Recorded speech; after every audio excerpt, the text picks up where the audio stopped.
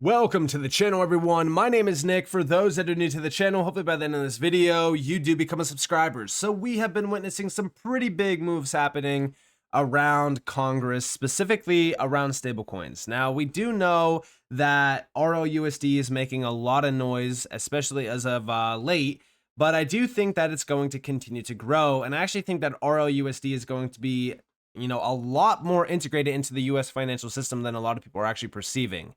But before we really kind of get into that, I do want to start off this video talking about some recent developments. Number one, we have here from Coinbase Institutional. We're excited to announce that Coinbase Derivatives has filed with the CFTC to self-certify XRP futures, bringing a regulated capital-efficient way to gain exposure to one of the most liquid digital assets. We anticipate the contract going live on April 21st. Now, this is a great initiative. I think that they just recently added Hedera as well to this platform, so love to see it. Now, I haven't really been using this exchange or anything like that because, I don't really use Coinbase all that much, if I'm being honest with you guys. But we do know that the platform has been growing. For example, they recently put out a post talking about how, this has been growing and how they already have over 400 billion plus assets on the platform. And also $364 billion in quarterly institutional trading volume. So these are very significant, factors to take into account because of how big the platform has grown to. They also have 430 plus assets supported for custody and 250 plus assets available for trading. And now XRP is one of them. So we love to see that. And I just think that institutional grade adoption is going to continue to grow and grow and grow. And these platforms like Coinbase Institutional will start to see a lot more growth around them as well. Now, outside of that, recently we did talk about a post made from Jack McDonald. This was actually in response to Ripple's recent announcement how they're going to tie RLUSD into Ripple payments. And CZ, actually, from Binance, did quote it, and he said, "Stablecoin war, healthy competition, just getting started." And yeah, listen, we know that the stablecoin war is ongoing, and I do think that RLUSD is starting to catch up in a big way because of some of the recent releases. For an example, we're already at 290, almost $4 million tied to RLUSD. And by the way, this is also growing around the XRP ledger. Recently on the first, XRP ledger had about $44 million tied to it. Now it has over $94 million. Now we know that Ethereum did take a big spike to the upside. It had roughly back here like 149 million, almost 150 million, and now it has almost $200 million tied to it in terms of stablecoins, aka RLUSD, which we'd love to see. And we could also see down here the percentage that it did gain. So in the last 30 days on the XRP ledger, it gained about 130%, and on Ethereum about 118%. So even though Ethereum has it's actually over 100 million plus more RLUSD released on Ethereum, we are seeing the XRP ledger seeing a lot more growth than the Ethereum side for RLUSD. By the way, holders up almost 400%, over 30,000 plus holders, and monthly transfer volume up 64%, sitting at about almost $1 billion. Love to see it. And also the active addresses up about 28%. Nothing too crazy there, but I have been watching this closely because of how significant RLUSD is growing and how big it is becoming, even with the $10 billion worth of trading volume already that it hit, which, is incredible. Now, also, I saw a recent post from Tokenized Podcast, and this actually caught my attention because of what they were talking about. So we have here, first comes on-chain fiat, which is stablecoins.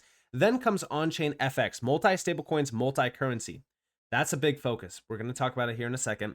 Now, this is the co-founder and CBO of Bank Finance, BVNK, says that dollar dominance in stablecoins is here to stay in the short term, but to get payments on-chain, we need to create a sophisticated stack. Number one is on-chain treasuries, on-chain currency, which is fiat-backed, aggregation and liquidity, and then the FX market, and then yield generation, which is lending.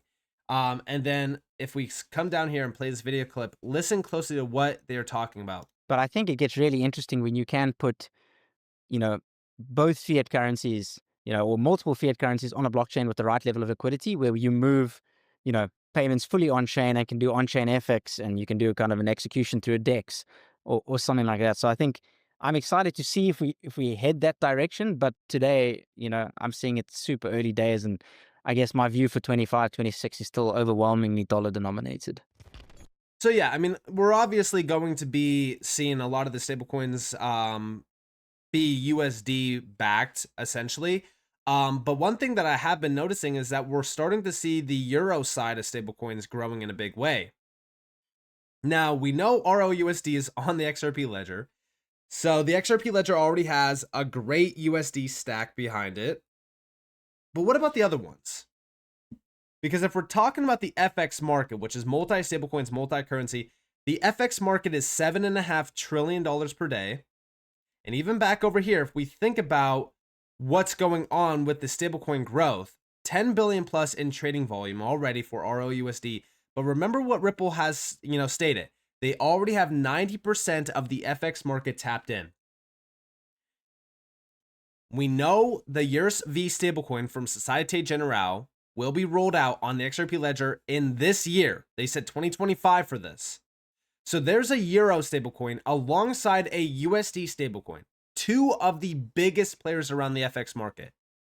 And then also a Brazilian bank, Brasa Bank, is launching their stablecoin also pegged to the Brazilian real on Ripple's blockchain, the XRP ledger.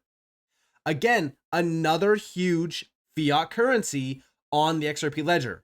And then the last one to really, seal the deal, RLGBP, a digital pound.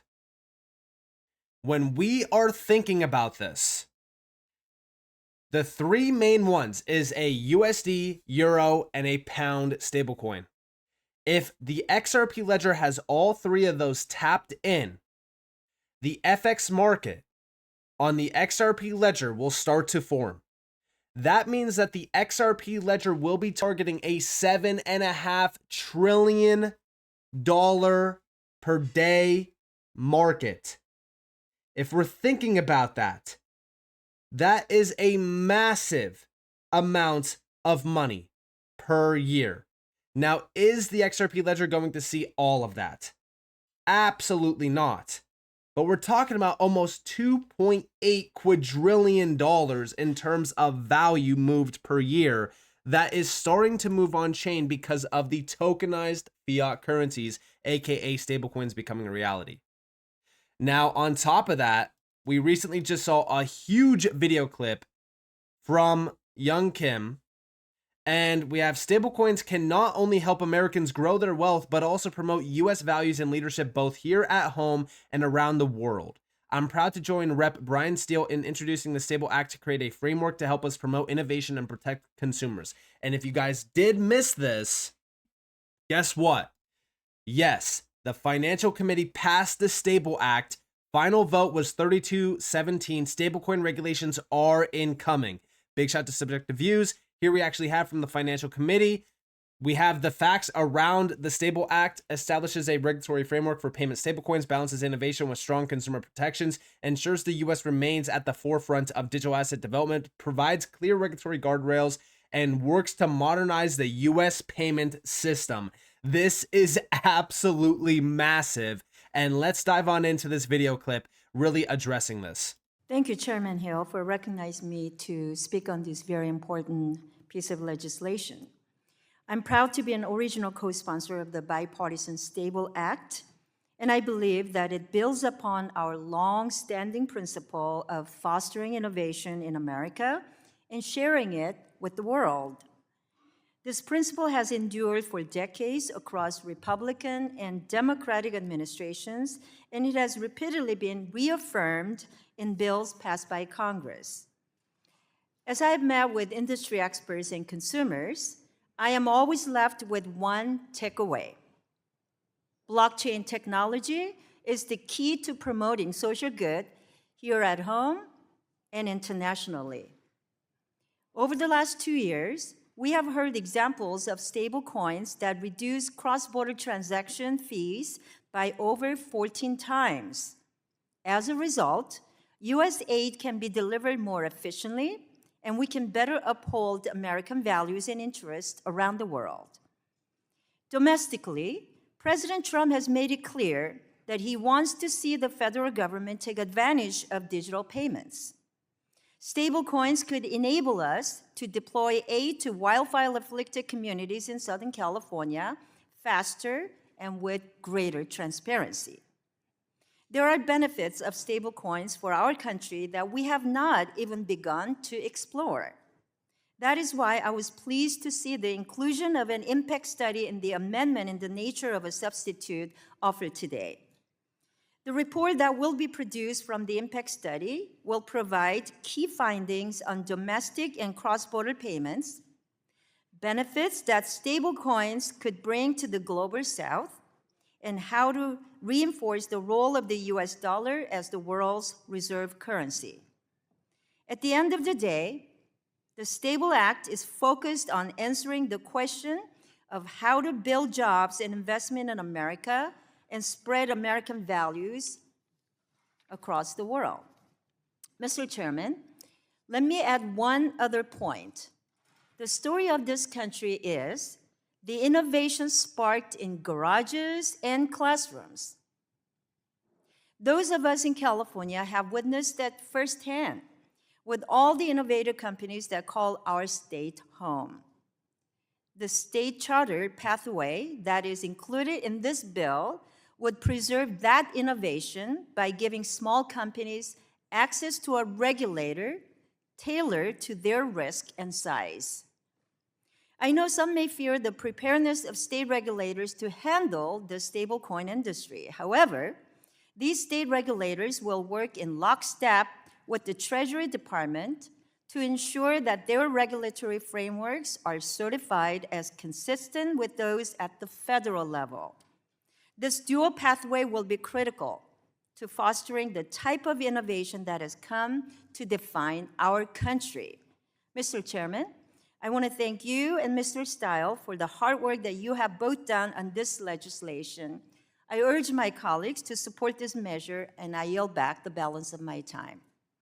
So at the end of the day, right, what we are now starting to see on center stage in front of Congress is the accelerated push on not only getting regulations accelerated, but also it's now time to adopt, utilize, and promote the use of digital assets and also integrate these specific things like stablecoins within the US financial system. Why?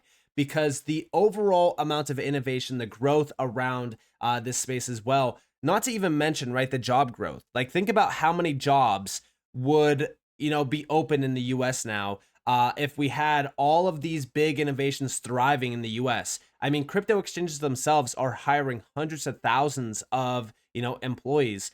And this is where we start to see a lot of the economic growth happening that we saw during, like, for an example, the .com boom happening again with the crypto boom. But I also want you guys to understand that as we start to see these things moving forward, the focus on utility-based projects becomes so much bigger, which means if we're really thinking about this, with Congress pushing forward on regulations, the adoption, the integration, the modernization of the US payment system using these utility-based projects or stablecoins themselves, the underlying networks like the XRP ledger will see so much growth, which means XRP holders technically are getting made rich because of what Congress is doing right now. All of this will lead back to massive amounts of growth, not just around the stablecoin side of things, but around the entire crypto market. We are witnessing history being made here. We're witnessing the same exact moves that were being made around the .com side of things with the internet boom happening now again. But this is going to completely overshadow every single technological innovation in the past because of how significant this technology actually is. If you've been around this space, if you have been doing research on this technology, you know what is capable with this technology. You know that this technology itself is going to power the global financial system. It's going to change the way that we send and receive money. It's going to change the way that we, trade stocks. It's going to trade the way or change the way, that trade is made. AKA, we look at trade finance. Trade finance is being tokenized and made efficient through projects like the XDC network. So when we really think about what's going on here, every single sector, every single industry will be completely changed because of this tech. And it all starts with Congress and the government getting their, things together and starting to push forward on this. And that's exactly what we're now starting to see with the stablecoin, legislation happening, with the Stable Act. I'm very excited about this. I think that Congress is making some very big moves, and I think everyone needs to pay attention to what's actually happening right now within and around Congress. So with that being said, I hope that you guys enjoyed this video. If you guys definitely leave a like, subscribe, turn notifications on for some more free content. You guys are more than welcome to follow me on Twitter and join the free Discord in the description below. And with that being said, guys, it's been Nick. Thanks for watching. Peace out.